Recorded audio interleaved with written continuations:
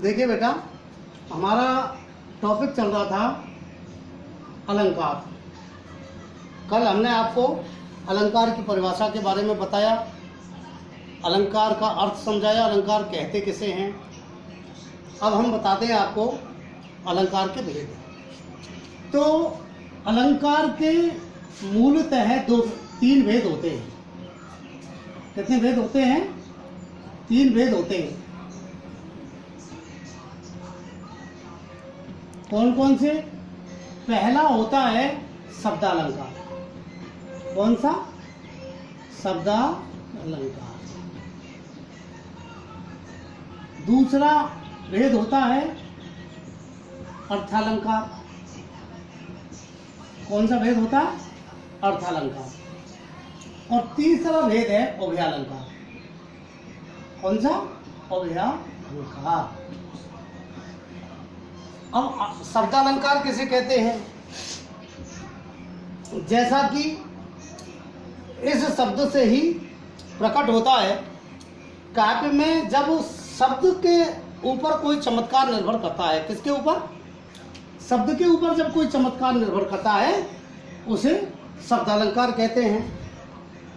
यानी कि शब्द उसकी एक शब्द की बजाय अगर कोई उसका पर्यायवाची रख दिया तो जो चमत्कार पैदा करना चाहता है कवि, वह चमत्कार खत्म हो जाता है। ऐसी स्थिति में शब्दालंकार होता है। मैं इसकी परिभाषा के बारे में मैं आपको बताता हूँ। शब्दालंकार काव्य में जब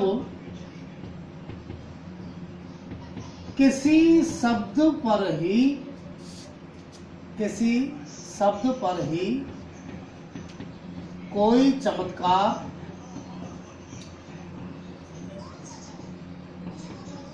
निर्भर करता हो,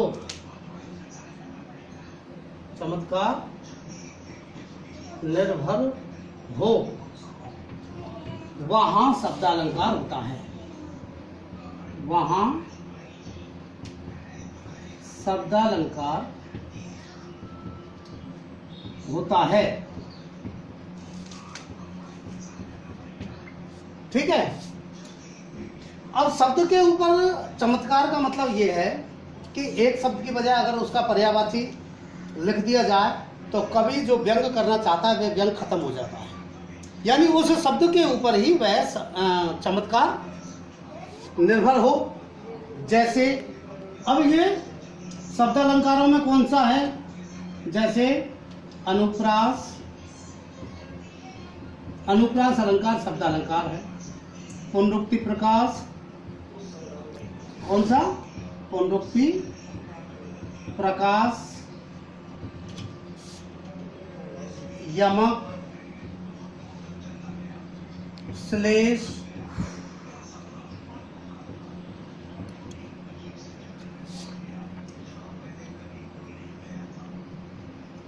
वक्रोक्ति,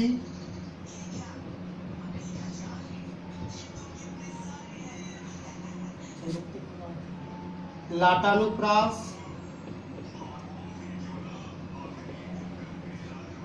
आदि। ये शब्दालंकार हैं। अब आपको मैं एक एग्जाम्पल देता हूं। जैसे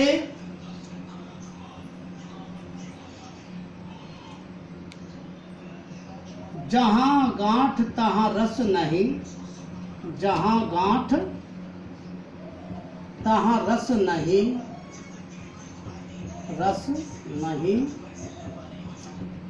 यह जानत सब कोई, यह जानत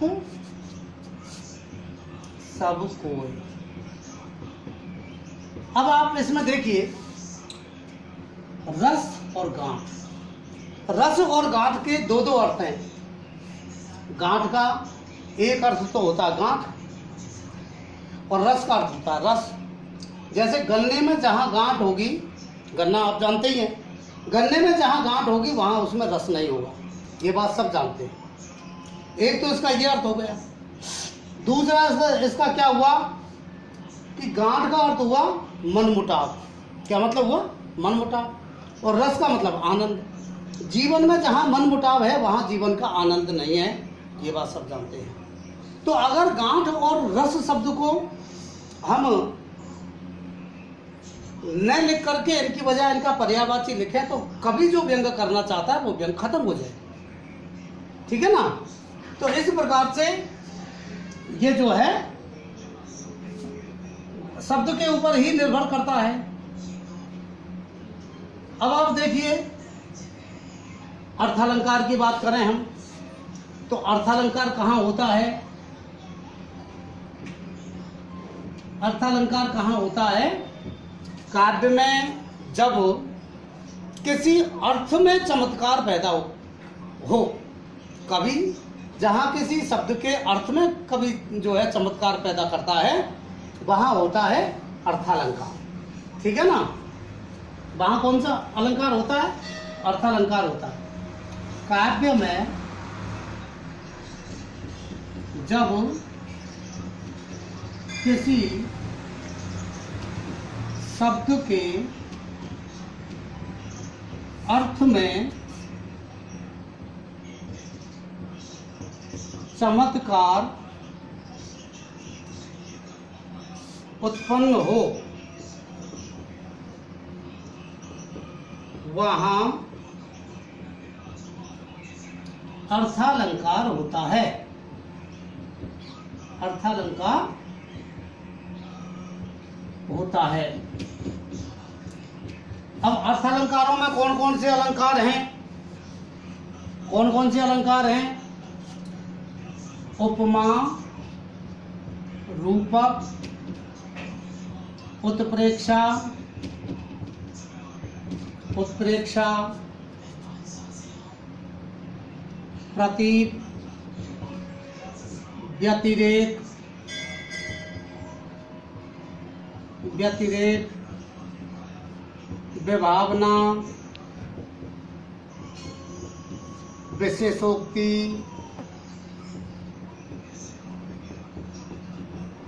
समासोक्ति, समासोक्ति, अन्योक्ति आदि अलंकार। आदि अलंकार अर्थालंकार है। वैसे तो आप देखिए अलंकार टोटल 60 हैं। कितने अलंकार हैं? 60 अलंकार। तो जिनमें जो है कुछ शब्दालंकार हैं और कुछ अर्थालंकार हैं। तो ये अब मैं आपको एक इसका एग्जाम्पल देता हूँ आपको।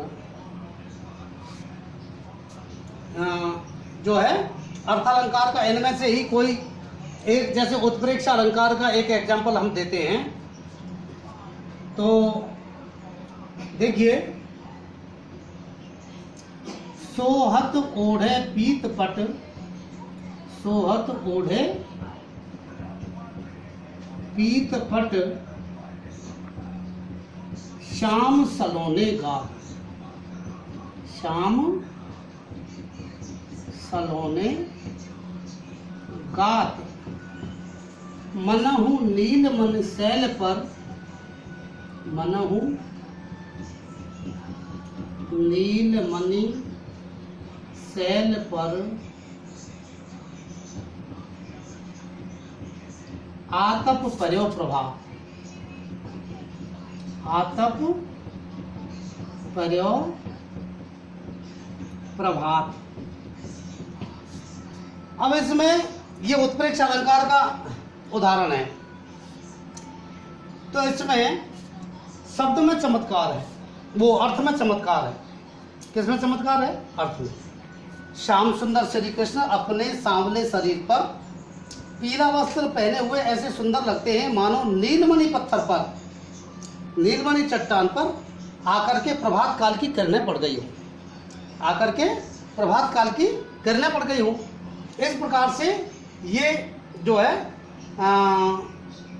उत्प्रेक्षा अलंकार का उदाहरण है। एक मिनट, अब आप देखिए उभयालंकार। तो उभयालंकार कौन सा कहाँ होता है? उभयालंकार कहाँ होता है? उभयालंकार जब काव्य में किसी शब्द और उसके अर्थ दोनों में चमत्कार उत्पन्न हो। कहाँ? काव्य में जब किसी शब्द और उसके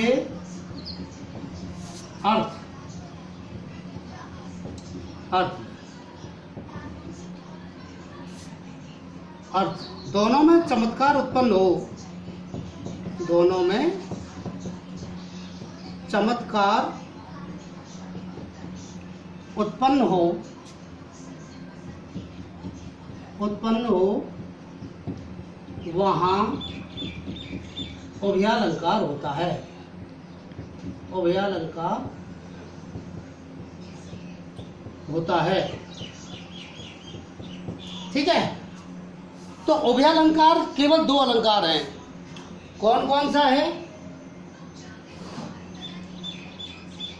उभयालंकार होते हैं, ये केवल दो अलंकार होते हैं जो कि कोई ऐसे प्रसिद्ध अलंकार नहीं है और ज़्यादातर हमारे सिलेबस में भी ये नहीं आते हैं। ठीक है। तो इस प्रकार से मूलतः तीन भेद होते हैं अलंकार के: शब्दालंकार, अर्थालंकार और उभयालंकार। इनको हम एक एक हमारे सिलेबस में जो भी अलंकार हैं उनको हम कल पढ़ेंगे।